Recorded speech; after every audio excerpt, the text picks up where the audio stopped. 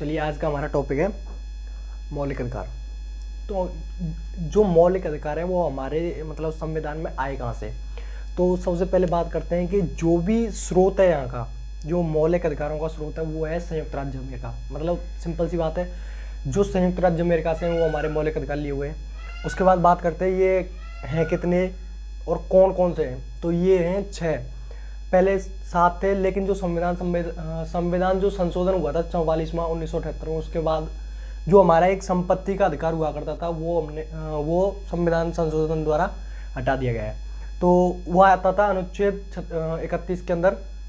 तो चलिए पहले अपन इनको डिस्कस करने वाले हैं। तो समता या समानता का अधिकार मतलब वो कौन कौन सी समानता है, वो कौन कौन सी स्वतंत्रता है, कौन कैसे शोषण कर रहा है, उसके विरुद्ध कौन से अधिकार हैं, कैसी धार्मिक स्वतंत्रता है, कैसी शिक्षा का अधिकार है और कौन से संवैधानिक उपचारों का अधिकार है। इनको अपन डीपली बहुत अच्छे तरीके से डिस्कस करने वाले हैं। तो सबसे पहले स्टार्ट करते हैं समानता का अधिकार। जो समानता का अधिकार है, सबसे पहले तो एक चीज जान लीजिए कि ये जो मौलिक अधिकार है वो संविधान के भाग 3 के अंतर्गत आते हैं। मतलब कि जो भी अनुच्छेद होता है, जैसे कि समानता का इसमें दे रखा है ये समानता का अधिकार, तो ये कौन से अनुच्छेद के अंतर्गत आएगा, ये आएगा मतलब 14 से लेकर 18 तक आ जाता है। ये 14, 15, 16, 17, 18, इसमें 5 अनुच्छेद दिए हुए हैं। उनको अपन डिटेल से डिस्कस करेंगे। पहले ये जान लेते हैं कि ये कौन मतलब जो संवैधानिक उपचारों का अधिकार है, यहाँ तक कौन कौन से अनुच्छेद के अंतर्गत मौलिक अधिकार आ रहे हैं। तो उसके बाद आ जाएगा 19 से 22 तक स्वतंत्रता का अधिकार है। 23, 25 शोषण के विरुद्ध अधिकार है। उसके बाद धार्मिक स्वतंत्रता का अधिकार हो गया अपना 25 से 28, 23, 24 हो जाएगा, सॉरी इसमें 25 से 28 हो जाएगा। अब जो संस्कृति का अधिकार है वो है 29, 30। उसके बाद ये है 32। जो संवैधानिक उपचारों का अधिकार है वो है 32। तो इसमें रह जाता है एक 31। तो जो अनुच्छेद 31 है उसमें था अपना पहले संपत्ति का अधिकार, जिसको 44वें संविधान संशोधन के द्वारा 300A यानी कि जो 368 होता है कि संसद मतलब कोई भी कानून या कोई भी विधि निर्माण कर सकती है, उसके तहत 368 के तहत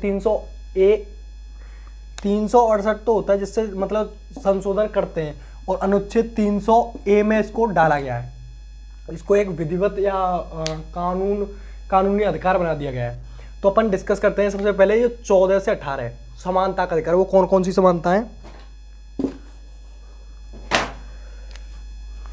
तो जो भी अनुच्छेद 14 के अंतर्गत आते हैं, अनुच्छेद 14 में कि जो भी कानून बनाया गया है वो सभी नागरिकों के लिए बराबर है। मतलब जो भी कानून है वो सबके लिए बराबर लागू होगा। एक समान कानून बोल सकते हैं इसको।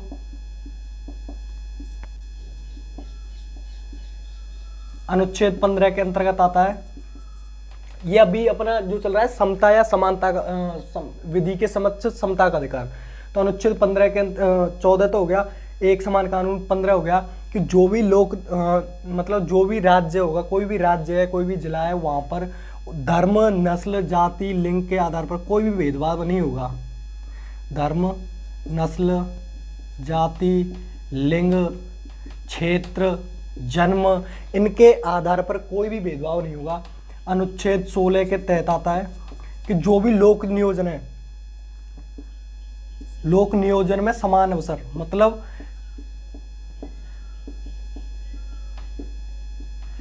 इसका मतलब होता है कि कोई भी जैसे कोई भी राज्य है उसमें कोई भी सरकारी लाभप्रद के लिए कोई भी वैकेंसी निकली है या फिर कोई भी पोस्ट के लिए कोई भी अप्लाई करने जाता है, वो सभी के लिए बराबर होगा। मतलब उसको अवसर पाने की समानता है सभी के लिए। उसके बाद आ जाता है अनुच्छेद 17।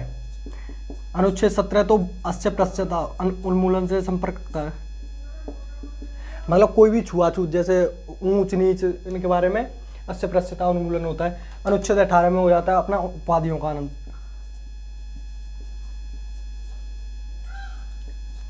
उपाधियों का अंत मतलब कोई भी, इसको वैसे पढ़ें कि सेना या विद्या संबंधी सम्मान के सिवाय अन्य कोई भी उपाधि राज्य द्वारा प्रदान नहीं की जाएगी। अब बात करते हैं अपन, ये तो हो गए समानता का अधिकार। उसके बाद बात करते हैं स्वतंत्रता का अधिकार। वो कौन कौन सी स्वतंत्रता है, हमें स्वतंत्रता चाहिए किससे? तो सबसे पहले एक बात बताओ, हमें घूमने की होनी चाहिए, कहीं भी अपन रह सके, कुछ भी खा सकें, कुछ भी पहन सके, तो ये कुछ भी बोल सके। तो सबसे पहले 14 से 18 तक तो ये हो गई जो समानता का अधिकार था। अब मैं बात करते हैं 19 से। 19 में भी ये 19A, 19B, 19C ऐसे करके 19E तक है। तो ये कैसे कैसे कैसे, चलिए इसको मिटा देता हूँ मैं।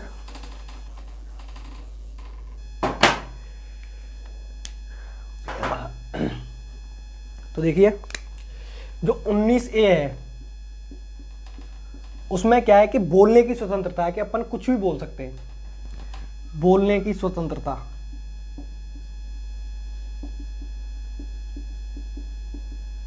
उन्नीस बी, इसमें एक चीज और इम्पोर्टेंट है जो कई बार पूछी जा चुकी है क्वेश्चंस में, मतलब एग्जाम्स में, वो है प्रेस की स्वतंत्रता। इसको यहाँ पर लिख सकते हो आप, प्रेस की स्वतंत्रता। उसके बाद 19B, मतलब बिना अपन बिना किसी हथियार के या विरोध, मतलब बिना किसी हथियार के अपन कहीं भी इकट्ठा हो सकते हैं, मतलब समूह बना सकते हैं, हथियार के सवा कर सकते हैं। ये हमें स्वतंत्रता है। उसके बाद 19C, संघ बना सकते हैं। 19D, हम कहीं भी आ जा सकते हैं।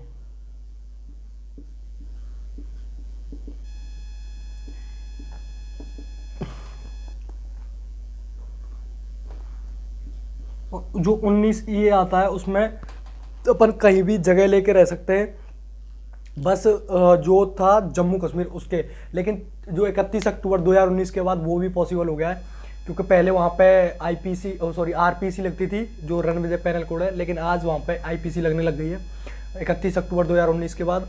तो यहाँ पे भी ये अपन ने डिस्कस किया है समानता और स्वतंत्रता। उसके बाद अपन ये जो 4 और बच रहे हैं उसको आगे वाली वीडियो में डिस्कस करने वाले हैं। Thank you.